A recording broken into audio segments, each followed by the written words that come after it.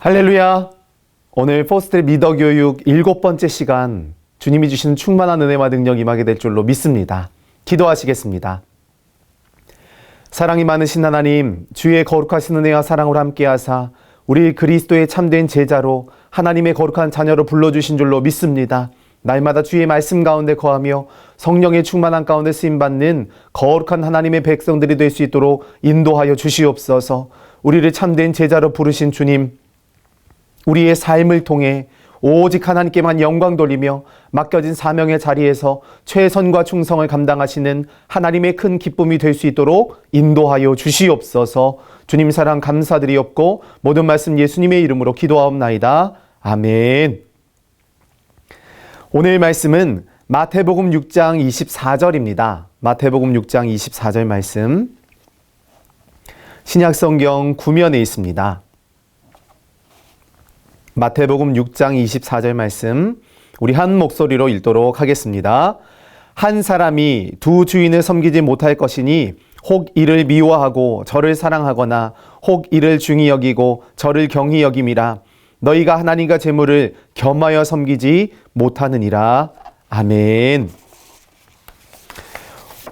오늘 우리가 계속해서 그리스도의 참된 제자가 어떤 삶을 살아야 하는가, 우리가 제자에 대한 이야기를 함께 나누고 있습니다. 제자는 곧 우리에게 주신 하나님의 귀한 선물, 바로 현재 우리의 삶의 자리에서 하나님의 큰 기쁨이 되어지는 거룩한 삶으로 구별된 믿음의 사람들이 바로 제자라고 말씀을 드렸죠. 그러면서 지난 시간에 우리가 존 웨슬리 목사님이 우리에게 가르쳐 주셨던 감리교회의 구원, 칭의, 그리고 성화, 그리스도의 완전에 이르기까지 우리를 통한 하나님의 구원의 역사가 어떻게 이루어지게 되는가에 대한 이야기를 우리가 함께 살펴보았습니다. 그 중에서도 웨슬리 목사님은요, 진짜 성화가 무엇이냐, 참된 성화가 무엇인가, 하나님의 사랑이 되는 것이다, 이렇게 설명을 했습니다. 우리가 하나님의 사랑이 되는 것을 성화라고 이야기를 한다라는 거죠. 그러면서 성령을 통하여서 우리의 속 사람이 달라지는 것입니다. 겉사람은 후패할지라도 우리의 속 사람은 날마다 강건하여져야 하는 것처럼 우리의 속 사람이 성령을 통해서 강건해지는 역사를 바로 성화라고 이야기를 한다는 것입니다. 하나님 앞에서는 경건한 마음을 품어야죠. 그런데 사람들 앞에서는요, 자비와 긍휼과 은혜와 소망의 삶을 살아야 한다라는 것입니다. 그러기에 웨슬리 목사님은요, 소극적인 성화가 무엇이냐, 성화를 소극적인 부분, 소극적인 성화와 적극적인 성화로 나누어서 우리에게 설명을 했습니다. 이 소극적인 성화가 무엇인가 하면 개인의 성결, 나 한 사람의 믿음과 신앙과 성결함을 의미한다면, 적극적인 적극적인 성화는요, 우리가 속해 있는 공동체, 바로 사회의 성결을 의미한다라는 것입니다. 그래서 감리교회는 개인의 구원뿐만 아니라 사회적 성결을 통하여 이 사회를 변화시키고 내가 속해 있는 공동체를 하나님의 나라로, 하나님의 영광을 위해 쓰임받는 공동체로 변화시켜야 할 사명을 가지고 있다라는 것입니다. 그런 사명의 첫 번째 관문과 단계가 무엇인가? 바로 오늘 본문에 나오고 있는 경제와 물질이다라는 것입니다. 사실 이 돈이라고 하는 것은요, 우리의 삶에 절대적인 영향력을 미칠 수밖에 없는 그런 아주 중요한 수단입니다. 도구이죠. 자본주의 경제사회에서 돈은 빼놓을 수가 없는 것입니다. 현대사회의 경제적인 중요성과 가치가 점점 부각되고 있는 오늘의 현실 속에서 사람들의 인생을 보면 돈이 우리의 행복이다, 돈이 곧 나에게 기쁨이다 라고 생각하는 사람들이 무수히 많이 있다라는 것입니다. 그렇다면 오늘 우리가 살아가고 있는 이 땅 가운데 이 경제적인 가치와 관점이 너무나 극심해지다 보니까 물질 만능주의라고 이야기를 하죠. 그러다 보니 자연스럽게 여러 가지 문제들이 발생합니다. 빈부의 격차, 불평등, 가난과 착취와 여러 가지 부정과 부패들, 오늘날 사회에 골머리를 앓고 있는 수많은 문제들이 바로 이 물질 때문에, 이 돈의 가치 때문에 생겨나게 되더라는 것입니다. 그러면 우리 이 땅 가운데 살아가고 있는 예수 그리스도의 참된 제자인 우리는 어떤 믿음과 신앙을 가져야 할 것인가? 여기에 대한 관심이 바로 오늘 본문의 이야기입니다. 우리가 보물이라고 하면요, 보물이라고 이야기를 하면 자꾸만 두고 보고 싶은 것입니다. 감춰두고 바라보면 기분이 좋아지는 것이 바로 보물인 거죠. 그래서 옛날 어른들은 집에 이렇게 방에 뒤에 이렇게 창고 같은 데가 있죠. 그러면 그 광을 열어서 맛있는 음식을 꺼내어서 옛날에 할머니들이 손주들에게 뭐 맛있는 음식을 주거나 소중한 것을 늘 그 보물 창고에, 그 광 안에 보관해 두셨던 모습을 볼 수가 있죠. 마태복음 6장 19절 말씀 가운데 보니까 그런데 이 보물을 땅에 쌓아두지 말아라 이렇게 말씀을 하고 있습니다. 땅의 것에 시선을 두지 말라는 거죠. 그러면서 오직 너희를 위하여 보물은 하늘에 쌓아두어야 한다라고 말씀을 하시는 것입니다. 땅의 것을 바라보는 것이 아니라 하늘의 것을 바라보며 하나님께 집중하는 마음과 믿음을 가지라는 것입니다. 사실 우리가 인생 가운데 찾아오는 여러 염려와 걱정들이 있죠. 이 염려도 사실은 우리의 관심에서 비롯된 것입니다. 꼭 필요하죠. 너무 중요합니다. 그렇게 생각하다 보니까 내 인생에 부족한 것들이, 이 부족한 것들이 염려되더라는 것입니다. 어찌 보면요, 땅의 것에 대한 관심이 너무나 충만하기 때문에 염려와 걱정이 시작될 때가 있다라는 것입니다. 그래서 오늘 성경은 분명 우리가 땅의 것을 바라보는 자가 아니라 하늘의 것에 소망을 두는 하나님의 자녀가 되어야 한다는 사실을 말씀해 주고 있는 것입니다. 그러면 이런 성경의 경제관이 무엇인가? 1페이지에 보니까요, 성경은 이 경제, 물질에 대해서 어떤 생각과 이야기들을 우리에게 들려주고 있느냐. 첫째로 재물의 주인은 바로 하나님이시다라는 것입니다. 우리의 인생의 주도권, 재물의 주인이 바로 우리 하나님이시라는 사실을 믿고 믿음으로 순종하는 삶이 되어야 한다는 거죠. 이 재물이 과연 어디에서 왔느냐, 그 출처가 어디냐, 그 시작점이 어디냐라고 하는 데에 관심을 가져보자라는 것입니다. 이 물질과 보물과 또 경제, 또 이 땅의 것들의 시작점이 어디였는가? 바로 창세기의 기록에서 하나님이 태초에 천지와 만물을 창조하신 그 기록으로 갈 수가 있다라는 것입니다. 창조주 하나님께서 세상의 물질도 경제도 또 보물도 다 만들어 주셨다라는 거죠. 학개서 2장 8절 말씀해 보니까 은도 내 것이요 금도 내 것이라 만군의 여호와의 말이라 이렇게 말씀하시죠. 또 레위기 25장 말씀 가운데 보니까 토지를 영구히 팔지 말 것은 토지는 내 것이기 때문이다. 너희는 거류민이요 동거하는 자로서 나와 함께 있다라고 말씀하시죠. 우리의 정체성이 무엇인가 하면 나그네라는 것입니다. 거류민이라고 설명을 하고 있는데요, 우리는 이 땅에 소망을 두고 살아야 할 존재가 아니라 바로 하늘의 소망을 두고 살아야 할 존재라는 사실을 분명하게 말씀하고 있는 것입니다. 그러면 자연스럽게 이 땅의 만물의 주인이 누구인가? 그 주도권을 누가 가지고 있는가? 바로 하나님이시라는 사실을 말씀하고 있는 것입니다. 전도서 5장 말씀 가운데 보니까요, 5장 19절에 또한 어떤 사람에게든지 하나님의 재물과 부요를 그에게 주사 능히 누리게 하시며 제 몫을 받아 수고함으로 즐거워하게 하신 것은 하나님의 선물이라 말씀하십니다. 이 하나님의 선물, 하나님이 우리에게 주신 모든 것이 하나님의 은혜요, 하나님의 선물이라는 사실을 깨달아야 할 줄로 믿습니다. 이 페이지에 보니까요, 어리석은 부자에 대한 이야기가 나오는 것을 볼 수가 있죠. 누가복음 12장 말씀 가운데 보니까 한 부자가 있습니다. 밭에서 소출을 얻은 풍성한 곡식들을 이렇게 저장하기 위해서, 쌓아두기 위해서 기존의 곳간을 헐어버리고 더 큰 곳간을 지으려고 했습니다. 그때 어떤 생각을 했겠습니까? 이제 편안하게 쉬고 먹고 마시고 즐거워해야지 라고 생각을 했다라는 거죠. 재산을 관리하거나 미래를 대비한다는 측면에서는 매우 지혜로운 처사였습니다. 그런데 오늘 성경의 말씀 가운데 보면요, 누가복음 12장 19절에 이런 말씀이 나옵니다. 어리석은 자여, 오늘 밤에 네 영혼을 도로 찾으리니 그러면 네 준비한 것이 누구의 것이 되겠느냐. 분명 그는 육신의 것을 위하여 최선을 준비했습니다. 재산을 관리하고 미래를 대비하기 위해서 최선을 다하였지만 딱 한 가지 너무나 중요한 것을 잊어버리고 있었죠. 우리의 인생에 내 생명이 내 것이 아니었다라는 것입니다.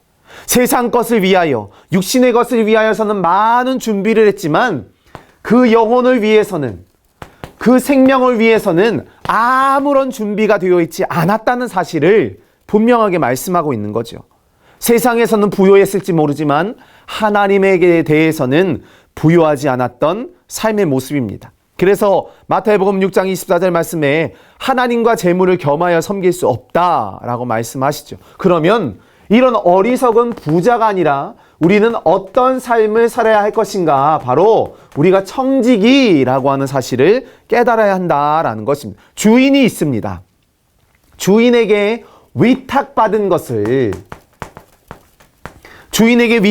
것을 늘 마음으로 새기고 다스리고 관리하는 사람, 그렇게 부름받은 사람이 바로 청지기라는 거죠. 그래서 이 청지기의 가장 중요한 뜻이 어디에서 나옵니까? 바로 주인에게서.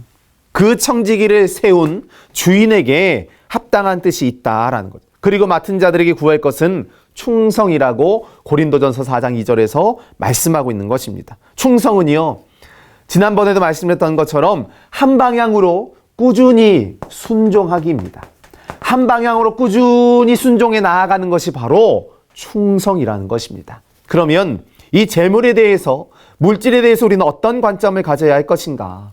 이 보물에 대해서 우리는 어떤 관점을 가져야 할 것인가? 이 물질이 무조건 악한 것은 아니라는 거죠. 그 재물 자체는요, 선한 것입니다. 왜냐하면 하나님이 세상을 창조하시며 함께 만드셨기 때문에 그렇습니다. 하나님의 창조의 작품이며 선물이기 때문에 그렇다라는 거죠.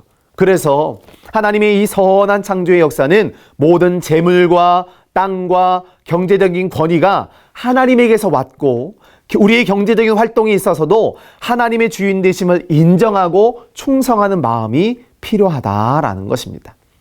그런데 이 재물이, 물질이 악하게 쓰일 때가 언제인가 하면 그것을 사용하는 사람에게 달려있다라는 거죠. 그 사람의 마음이 악하다 보면 자연스럽게 그가 사용하는 물질이나 재물이나 보물 역시도 악할 수밖에 없다는 것입니다. 돈이 악의 뿌리가 아니라 그것을 사랑하는 인간의 행위가 악의 뿌리가 된다는 거죠. 그러다 보니 자연스럽게 유혹이 되기도 하고요, 근심거리가 되기도 하더라는 것입니다. 디모데전서 6장 10절 말씀 우리 함께 읽습니다. 돈을 사랑함이 일만악의 뿌리가 되나니 이것을 탐내는 자들은 미혹을 받아 믿음에서 떠나 많은 근심으로써 자기를 찔렀도다 라고 말씀을 하시죠. 이 물질을 향한 근심과 걱정이요, 우리의 마음을 수없이 찌른다라는 것입니다. 그만큼 이 물질과 이 재물에 대한 문제에 있어서는 우리의 삶에 고통이 찾아오게 되더라는 것입니다. 그러기에 우리는 늘 이 보물과 물질을 숭배하는 그런 마음을 경계해야 한다라는 것입니다. 우리가 우상 숭배에 대해서 지난 시간에도 계속 말씀을 나누었던 것처럼 하나님보다 더 사랑하고 경배하며 섬기는 것이 바로 우상이죠. 아, 저것만 있으면 너무 좋겠다 라고 생각하는 것이 우상일 수 있다라는 것입니다. 인간의 욕망이나 욕심이 앞서다 보니까요, 하나님의 뜻과 하나님의 계획과 하나님의 말씀을 잊어버리게 되더라는 것입니다. 그래서 우리는 끊임없이 이 우상의 숭배, 재물을 숭배하는 우리의 마음을 놓아야 하는 것입니다. 로마서 1장 21절 이하의 말씀 가운데 보니까 바울은요, 우리가 타락함으로 우리의 생각이 허망해지고 미련한 마음이 어두워져서 하나님의 자리를 우상으로 대체하고 이를 섬겼다라고 말씀을 하시죠. 에스겔서 28장 말씀 가운데 보니까요, 두로 왕은 지혜로운 사람이었다. 총명한 사람이었다라고 말씀을 하세요. 금과 은을 곳간에 많이 저축을 하였다. 그런데 그 재물 때문에 그 마음이 교만해졌다라는 것입니다. 그러면서 이렇게 말씀을 하시죠. 에스겔이 28장 6절 말씀해 보니까 그러므로 주 여호와께서 이같이 말씀하셨느니라 내 마음이 하나님의 마음 같은 채 하였으니. 인간의 교만함이, 이 두로왕의 교만함이 얼마나 극심하였는지요. 하나님 같은 채 하였다라고 성경은 분명하게 말씀하고 있는 것입니다. 그래서 탐심은 곧 우상의 숭배다라고 말씀을 하시는 거죠. 그렇다면 이 경제와 정의, 온전한 제도를 세우기 위해서 우리에게 필요한 것이 무엇인가? 이 당시에 하나님의 창조의 질서 안에서 이 경제와 물질에 대한 정의와 회복을 위해서 세우신 하나님의 특별한 제도들이 있었다라는 것입니다. 그것이 무엇이었는가 하면 바로 이 안식년 제도였다라는 거죠. 레위기 25장 말씀 가운데 보면 여러 안식년에 대한 이야기를 우리에게 들려줍니다. 바로 땅의 안식이죠. 이 땅이 하나님의 역사와 하나님의 능력을 통하여서 온전히 회복되고 다시 살아날 수 있도록. 사실 이 안식년의 규례는요, 이스라엘이 가나안 땅에 정착한 이후에 7년마다 지켜지는 규례였습니다. 이 안식년을 그래서 면제년 이렇게 부르기도 했습니다. 경제적인 자유와 평등의 공동체를 실현해내는 아주 중요한 제도가 바로 안식년이었죠. 그 안식년에 땅의 안식이 있었습니다. 그리고 소출을 나만 취하는 것이 아니라 너와 내 남종과 여종과 품꾼과 거류민과 함께 나누라, 함께 먹어라 이렇게 말씀을 하세요. 그리고 채무를 면제해 주는 거죠. 그렇게 7년마다 7번 안식년이 지나고 나면 그 이후에 50년째 되는 해를 우리가 희년 이렇게 부르게 되는 것입니다. 바로 은혜의 해, 하나님의 주시는 은혜와 축복의 역사가 우리 안에 있게 되어진다라는 것입니다. 그 은혜의 해에 이루어졌던 일이 무엇인가 하면 레위기 25장 10절에 자유를 공포합니다. 또 25장 23절 이하의 말씀을 보면 토지와 가옥의 소유권이 다시 원래 주인에게로 돌아가게 되는 것입니다. 노예가 해방되었고요. 이자가 없는 돈과 양식을 대여해 주어야 했습니다. 힘들고 어려운 이웃들에게 섬김과 사랑의 마음을 가져야 했다라는 거죠. 희년은요, 경제적인 어려움 때문에 처분해야 했던 토지, 가옥, 노예를 원래대로 되돌려 놓습니다. 자유와 평등을 회복하며 구조적인 경제의 불평등을 해소하는 역사를 우리에게 보여주고 있는 것입니다. 그렇다면 이 물질을 우리가 어떻게 사용해야 할 것인가, 여기에 대해서 우리가 관심을 가져보자라는 것입니다. 4페이지의 말씀 가운데 보니까 이 물질을 과연 어떻게 써야 할 것인가. 마르틴 루터 목사님이 종교개혁을 하면서 그리스도인들에게 있어야 할 3가지 회심 가운데 하나가 무엇이었는가 하면 바로 돈지갑의 회심이다라는 것입니다. 우리의 물질이 어떻게 사용되어지느냐에 따라 우리의 신앙과 믿음이 달라졌다라는 것을 의미하는 거죠. 그러니까 우리가 생각하는 인식 자체가, 우리의 생각 자체가 바뀌어야 그것을 올바르게 사용할 수 있다라고 하는 사실을 우리에게 말씀해주고 있는 것입니다. 오늘날 이 경제적인 치열한 생활 속에서도 우리가 영적인 전쟁이라는 사실을 깨닫고 하나님이 내게 주신 은혜와 그 마음을 잊지 않아야 한다는 것입니다. 이스라엘 백성들, 하나님의 백성들이요, 애굽을 탈출해 40년 광야 생활을 지나면서 가나안 땅을 얻었습니다. 여호수아의 기록을 통하여서 땅이 분배되어지고 또 전쟁을 치르는 이야기들이 나오는데요. 그런데 사사기의 말씀 가운데 보면 여전히 이스라엘은 가나안의 원주민들과 전쟁을 치러야 했습니다. 왜냐하면 하나님의 말씀과 약속대로 그들을 다 몰아내지 못했기 때문이었다라는 것입니다. 다 쫓아내야 한다, 그들이 영향받지 않아야 한다 말씀하셨는데 여전히 그들을 수용했습니다.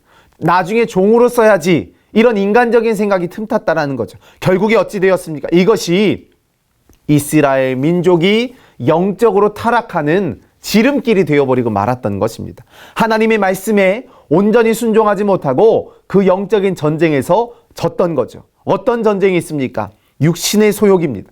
몸을 의미하는 것이 아니고요. 타락한 우리의 성품이 바로 육신이라는 것입니다. 세상의 유혹도 만만치 않죠. 세상의 잘못된 가치관, 돈, 명예, 권력, 지식을 추구하는 인생들을 의미하는 것입니다. 사단의 공격도 마찬가지입니다. 베드로전서 5장 8절 말씀에 너희 대적마귀가 우는 사자와 같이 삼킬 자를 찾으려고 한다라고 말씀하시는 것입니다. 이렇게 끊임없는 영적 전쟁 속에서 우리는 오직 예수 그리스도의 십자가를 바라보는 삶과 믿음이 되어야 한다라는 것입니다. 디모데전서 6장 6절 함께 있습니다. 자족하는 마음이 있으면 경건은 큰 이익이 되느니라 말씀하세요.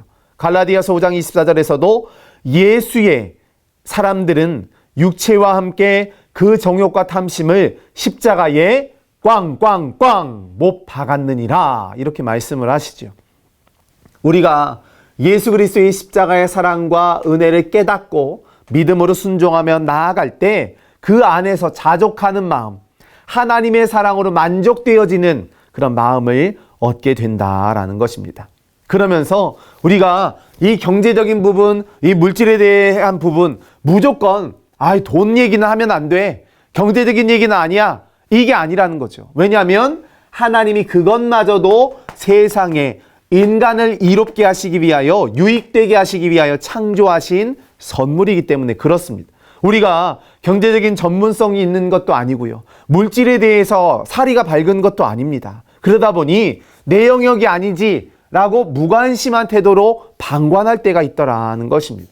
그런데 이것은 성경의 가르침과는 반대되는 일이다라는 것입니다. 하나님의 말씀은요, 시대를 넘어서 역사하시는 것처럼 하나님의 창조의 섭리는 시대를 넘어서 동일하게 우리의 삶 가운데 역사하시는 것처럼 우리는 하나님을 믿고 신뢰함으로 내게 주어져 있는 것을 바르게 관리하고 그것을 위탁하신 주인의 뜻에 합당한 믿음과 신앙을 살아가도록 노력하는 그런 믿음과 마음이 우리 안에 있어야 한다라는 것입니다. 그러기에 우리가 어떻게 소비를 해야 할 것인가?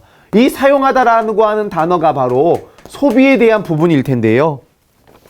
소비는 우리의 삶에 꼭 필요한 영역입니다. 필수적인 경제 활동이죠. 그런데 이것이 소비 제일주의가 되거나 아니면 소비 만능주의가 되면 이것은 우리가 경계해야 한다라는 것입니다. 돈을 물쓰듯 써내려가는 것, 이런 것들만큼은 경계해야 한다는 거죠. 가치를 소비에 두는 것이 아니라 그것이 내게 어떻게 사용될 것인가, 그것이 내게 어떻게 유익하게 될 것인가에 초점을 맞추고 살아가야 한다는 사실을 분명하게 말씀하는 것입니다. 그래서 우리가 청직이라고 하는 사실을, 우리가 나그네라고 하는 사실을 기억해야 한다라고 하는 것을 우리에게 말씀해주고 있는 것입니다. 그러면 5페이지에 보니까요, 교회 안에서 우리가 어떤 일들을 해야 할 것인가, 이 물질이 쓰이는 곳, 가장 중요한 것이 바로 이 헌금 생활이죠. 예물 생활이 바로, 예물과 헌금이 바로 우리가 교회 안에서 쓸 수 있는 그런 물질의 가치입니다. 첫째로 먼저 하나님께 드리라는 것입니다. 하나님이 나의 인생의 주인이 되신다는 사실을 깨닫고 내 인생의 주도권이 주님 안에 있다는 사실을 깨닫고 믿음으로 순종할 때 우리는 하나님이 주시는 마음이 있죠. 그 마음에 따라 온전히 헌신하고 고백되어야 한다라는 것입니다. 그러면서 레위기 27장 말씀 가운데, 이사야 66장 말씀 가운데 땅의 10분의 1을 예물로 드리라 이야기했죠. 그러면서도 기쁨과 감사하는 마음으로 진실하게 하나님 앞에 드려야 한다라고 말하는 것입니다. 그러면 또 교회 안에서 어떻게 쓰여져야 할 것인가? 우리의 형제 자매를 돌보아야 한다라는 거죠. 초대교회 사도행전 2장의 말씀 가운데 보면 서로를 위하여 물질을 통용했습니다. 물건을 통용하며 내 거야, 내 물질이야, 이게 아니라 서로를 돕고 사랑하고 상생하는 사회를 이루기 위해서 함께 나누었다라는 거죠. 야고보서 2장 말씀 가운데서도 가난한 형제와 자매를 돌보는 것이 진정한 믿음, 살아있는 믿음이라고 우리에게 말씀하고 있고요. 이 11조의 공공적인 성격이 무엇인가 하면 바로 11조의 본질적인 성격이 무엇인가 하면 바로 공공성이다라는 것입니다. 서로의 유익을 위해서 교회의 구성원과 사회 전체를 위한 필요와 섬김과 나눔이 되어야 한다는 것을 의미하는 거죠. 교회 안에서는 내가 진실한 마음으로 하나님을 사랑하고 주님 앞에 드려야 한다라면 우리의 사회 속에서는 어떤 마음을 가져야 할 것인가? 바로 존 웨슬리 목사님이 아까도 말씀드렸던 것처럼 진짜 성화는 개인의 성결뿐만 아니라 사회 공동체가 성결해야 한다라고 말씀을 드렸습니다. 그래서 웨슬리 목사님이요, 사회를 위하여서 구체적인 섬김과 나눔의 모습을 많이 보여주셨다라는 거죠. 그러면 건강한 소비가 무엇이냐? 성경적 원리를 바탕으로 한 소비의 생활에서 건강한 소비는요, 갈라디아서 5장 23절 함께 있습니다. 온유와 절제니 이 같은 것을 금지할 법이 없다. 온유함과 절제, 이것은 과도한 소비 제일주의나 소비 만능주의에 빠지지 않도록 경계하라는 것입니다. 잠언서 19장 17절입니다. 가난한 자를 불쌍히 여기는 것은 여호와께 구워드리는 것이니 그의 선행을 그에게 갚아주신다 라고 말씀하시죠. 하나님이 눈동자와 같이 우리의 행위를 다 지켜보신다라는 것입니다. 우리가 사랑하며 섬기며 연약한 이웃들을 위해서 봉사하며 섬기는 모든 삶을 하나님이 다 알고 계신다라는 거죠. 그래서 우리가 지난 코로나 기간 어려움의 상황 속에서도 광림선한 소비운동과 광림선한 나눔운동을 통해서 어려운 이웃들을 도왔고요. 또 지역 경제를 살리기 위해서 모든 지역 상공인들 그리고 전통시장을 방문하여서 소비운동을 펼쳤죠. 이것이 바로 소비 제일주의나 만능주의가 아니라 소비를 통해서 구체적으로 하나님의 사랑을, 즉 주인 되시는 하나님의 은혜와 사랑을 전하는 귀한 사명이었다라는 것입니다. 그러면서 웨슬리 목사님도요, 이야기하기를 이 돈은요, 사랑해야 할 대상이 아니라 사용하는 것이다. 돈은 사랑해야 할 대상이 아니라 사용해야 한다라고 이야기를 하셨다라는 것입니다. 그러면서 그분이 이런 이야기를 했습니다. 우리는 이 세상에서 하나님의 청지기입니다. 우리가 가진 모든 것은 하나님께로 얻은 빚입니다. 청지기는 자기 손에 가진 것을 자기가 원하는 대로 사용해야 할 자유와 권리가 없으며 오직 주인의 기쁘신 뜻에 따라 사용해야 합니다. 우리는 그저 위탁받은 관리자일 뿐입니다. 웨슬리 목사님이 설교할 때 이런 말씀을 하셨다라는 거죠. 그러면서 웨슬리 목사님은요, 우리가 이 물질을 어떻게 바라보아야 할 것인가, 어떤 마음을 가져야 할 것인가, 돈의 사용, 여기에 대한 세 가지의 원리를 그의 설교를 통해서 우리에게 가르쳐 주었는데요. 하나가 무엇인가 하면 열심히 벌어라 라는 것입니다. 열심히 벌어라 라는 거죠. 할 수 있는 대로 많이 벌어라. 수단과 방법을 가리지 말고 벌라는 의미가 아닙니다. 하나님이 내게 주신 재능을 사용하여서 이웃에게 유익을 끼쳐라 하는 거죠. 부지런하게 성실하게 새로운 지식과 기술을 경영 방식을 연구하면서 다른 사람의 유익을 위해서 열심히 최선을 다하여 벌어라 라는 것입니다. 그런데 여기에서 중요한 것이요, 나와 다른 사람의 생명과 건강을 해치지 말라는 것입니다. 과도한 노동 시간을 금지하는 거죠. 왜냐하면 우리의 존재 자체가 하나님의 창조의 섭리와 선물이기 때문에 내 몸을 내가 잘 관리하는 것도 다른 사람의 유익을 돌보는 것도 내가 해야 할 사명이라는 것입니다. 그러기에 우리는 할 수 있는 대로 하나님이 주시는 재능 안에서 다른 사람의 유익을 위하여 최선을 다하여 벌라는 것입니다. 또 하나는요, 할 수 있는 대로 많이 저축을 해라, 이렇게 이야기를 하셨어요. 자신과 가족의 필요를 채우고 남는 것은 사치나 방탕이나 방종이나 향락을 위해서 사용하지 말고 가난한 이웃들을 위하여 저축해라, 이렇게 이야기를 했어요. 이것은 금욕을 의미하지는 않습니다. 쓸 것도 못 쓰고 자린고비 마냥 쩔쩔쩔쩔 매면서 이것을 의미하지는 않아요. 왜냐하면 아까도 말씀드렸던 것처럼 내 몸을 관리하는 것은 하나님이 주시는 지혜와 사명입니다. 그러기에 내게 필요한 것들을 적당하게 사용하고 그 대신 검소한 생활을 하라는 것입니다. 검소한 생활을 하고 하나님이 내게 주신 것을 지혜롭게 분별하라는 것입니다. 그러면서 웨슬리 목사님이 설교 중에 이런 이야기를 하십니다. 자녀들에게 돈을 낭비하게 하지 마십시오. 만일 당신이 그들에게 돈을 주어서 그들이 육신의 정욕, 안목의 정욕, 이생의 허영심을 만족시키기 위해 돈을 사용한다면 그것은 자녀들과 당신의 영혼이 함께 멸망하는 함정을 파놓는 일입니다. 당신이 사랑하는 자녀들을 우상에게 제물로 바쳐서는 안 됩니다. 이것이 웨슬리 목사님의 설교였다라는 것입니다. 이렇게 검소한 삶을 통해 하나님 앞에 영광 돌리는 삶이 되어야 한다는 거죠. 그리고 세 번째로 할 수 있는 대로 많이 나눠주어라 라는 것입니다. 1번과 2번의 목적이 무엇이냐? 왜 많이 벌어야 하느냐? 왜 저축해야 하느냐? 나누어 주기 위해서라는 거죠. 돈을 사랑함이 일만하게 뿌리라 이렇게 말씀을 하셨죠. 자기의 생명과 건강과 생활에 꼭 필요한 것을 위해 돈을 사용하는 것은 아주 중요한 일입니다. 그런데 이것이 넘치도록 과분하게 할 것이 아니라 하나님이 내게 주신 것을 나누는 삶을 살아야 한다는 것입니다. 웨슬리 목사님이요, 감리교회 창시자로서 여러 저술 활동, 또 설교집도 내시고 또 찬송곡집도 찰스 웨슬리가 함께 냈죠. 그런데 그분이 가장 많은 인세를 받았던 출판물이 무엇이었는가 하면 공중보건이었습니다.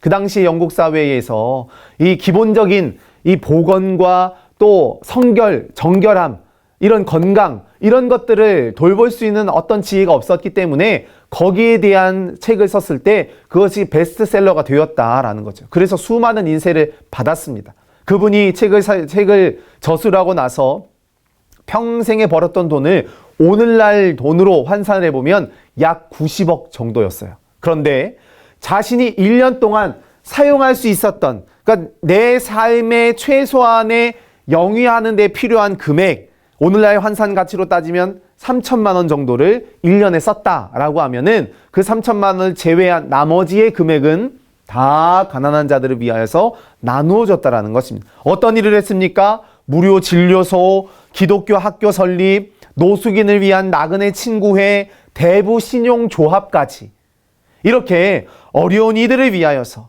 예수 그리스도의 사랑과 향기를 전하는 일에 최선과 충성을 감당하셨던 것이 바로 웨슬리 목사님이었다라는 것입니다. 오늘 우리의 삶 속에서도 이처럼 경제와 물질은 하나님이 내게 주신 선물이라는 사실을 분명히 깨닫고 내게 주어져 있는 삶의 자리에서 그것을 어떻게 주인의 뜻에 따라 합당하게 지혜롭게 선용하며 사용할 수 있을 것인가, 여기에 관심을 가지고 하나님의 선하신 뜻 가운데 온전히 사용하며 나아가는 거룩한 삶이 되시기를 간절히 축원합니다.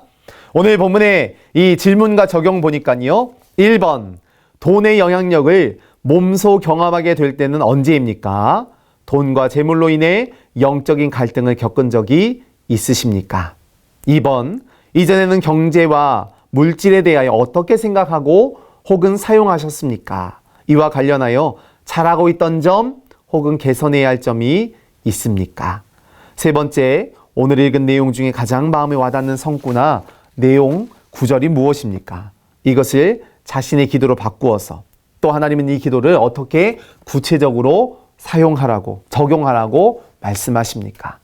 한 주간의 삶 속에서도 우리에게 주신 모든 삶에 모든 것이 하나님의 은혜요, 사랑임을 깨닫고 날마다 순종하며 나아가시는 거룩한 삶, 그리고 축복의 삶이 되시기를 간절히 축원합니다. 기도하시겠습니다. 사랑이 많으신 하나님, 그리스도의 참된 제자로서 우리에 맡겨주신 귀한 사명 현장에 최선과 충성을 감당하며 하나님의 큰 기쁨이 되어지는 우리의 삶이 되도록 인도하여 주시옵소서. 성령께서 우리의 모든 주어진 삶에 최선을 감당하는 하나님의 백성들이 되게 하여 주실 것을 믿사옵고 모든 말씀 예수님의 이름으로 기도하옵나이다. 아멘. 하늘에 계신 우리 아버지여, 이름이 거룩히 여김을 받으시오며 나라의 마옵시며 뜻이 하늘에서 이룬 것 같이 땅에서도 이루어지이다. 오늘날 우리에게 일용할 양식을 주옵시고 우리가 우리에게 죄 지은 자를 사하여 준 것 같이 우리의 죄를 사하여 주옵시고 우리를 시험에 들게 하지 마옵시고 다만 악에서 구하옵소서. 대개 나라와 권세와 영광이 아버지께 영원히 있사옵나이다. 아멘.